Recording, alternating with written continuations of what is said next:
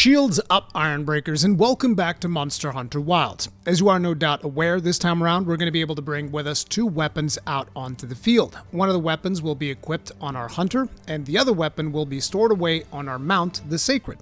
At any point in time, you can press up on D-pad to summon Seikret, and your character will automatically mount it as the Seikret approaches you. At that point, all you have to do is press right on D-pad in order to switch weapons, and then you can jump off of Seikret and resume attacking the monster, although now you're going to be wielding a different weapon.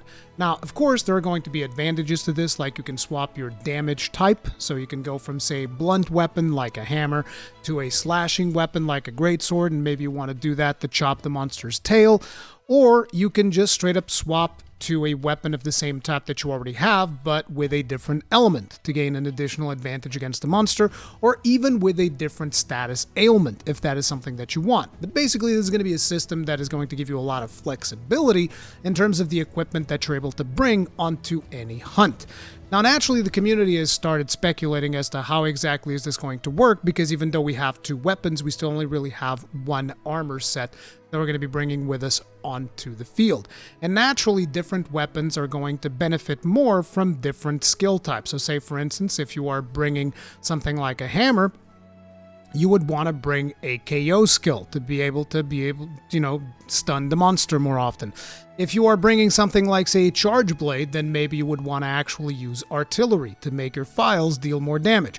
And just like that, for any weapon, you can make an argument for a different type of skill that you would want for said weapon. And this is one of the things that the community has been wondering. How exactly is this going to work? Now, the developers have stated that they're going to work. They have a system that they weren't talking about at the time that was going to make this whole thing work.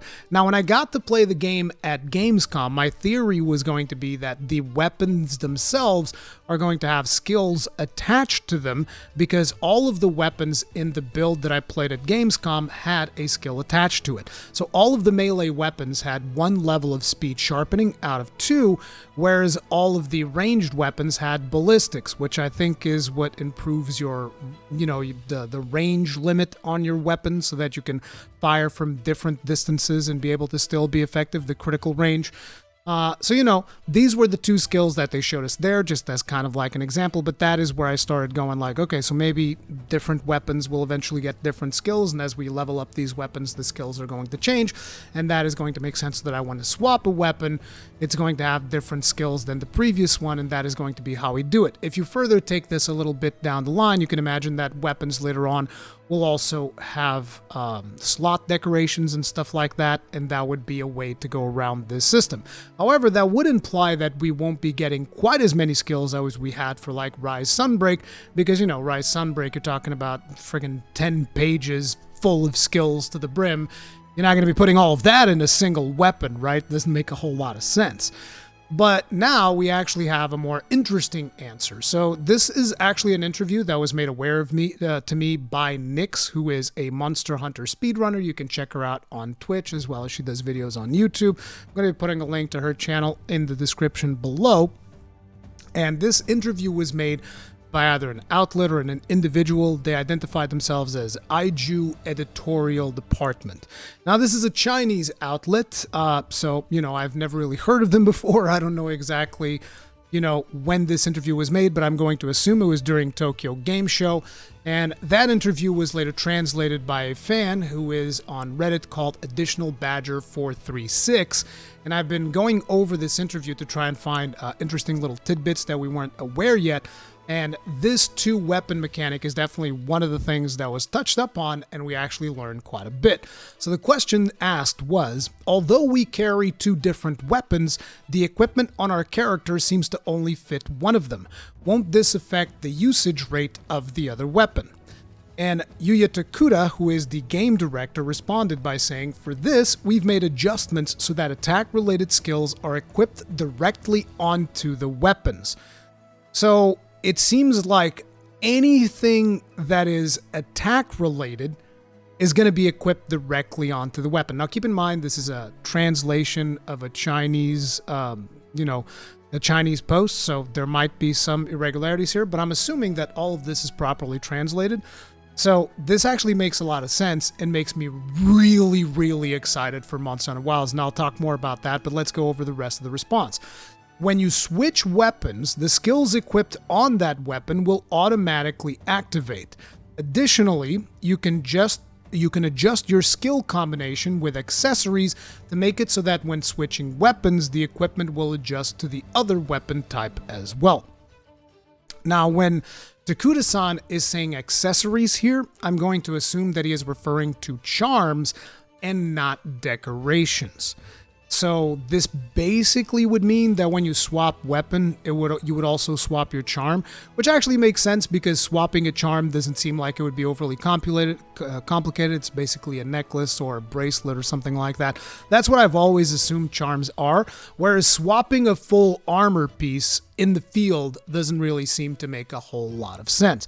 This is something that you would want to actually go to a camp, because if you've ever seen anyone equip like a piece of armor, obviously it's going to take them a while to take off that piece of armor and equip it again. So I think it makes sense that you can't just jump onto your Seikret, press right on D-pad, and boom, your character magically changes armor.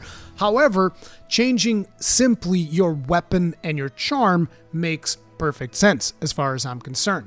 The other thing is, could accessories also refer to decorations? I don't think so, because usually the type of language used by the team, I don't think accessories would make that much sense. But then again, I'm not necessarily against you also being able to swap decorations.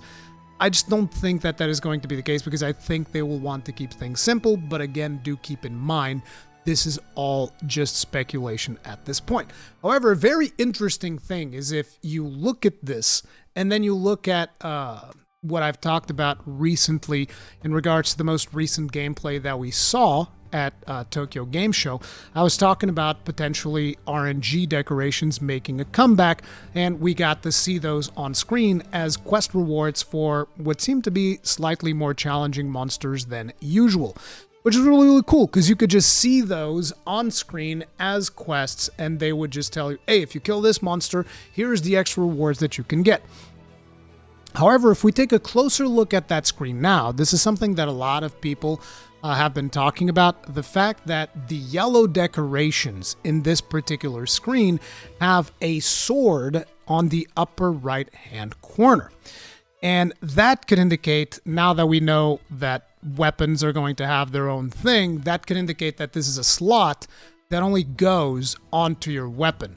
Then we have the blue colored slots, which would maybe indicate more utility type of decorations, which these would be the decorations that you would place on your armor and your accessories.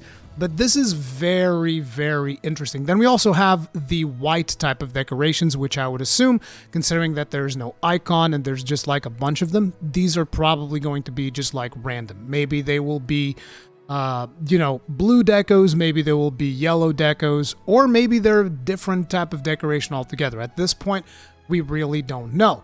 But it definitely appears that this lines up with yellow decos being the decorations that you would place onto your weapon. And then you also have the charms that you're going to be able to swap around whenever you swap your equipment, which would be a pretty cool way of doing things. A very elegant solution to the whole thing of like, oh, we swap a weapon. Now, another interesting thing that this brings up is like, well, just how many skills are you going to be putting onto a weapon? Am I going to be able to equip like, weakness exploit level 3, critical boost level 3, critical eye level 7, attack boost level 7, and I don't think that is going to be the case. I think that the type of skills you're going to be putting on the weapons, you're going to have to be making a very clear choice, which leads me to believe that they are potentially going to be reworking the way that skills work to prevent the type of bloat that we saw in Monster Hunter Rise and Sunbreak. Now, I want you guys to understand, I know that a lot of people love the potential for just making builds with like all of the skills that exist in the game and just put all of those in your thing and do the curious crafting stuff and all of that. And I understand you guys like that. That's cool. I didn't. I and not just me, this was voted as like 5th or 6th biggest concern amongst my community was the level of skill bloat that we experienced in Rise and Sunbreak.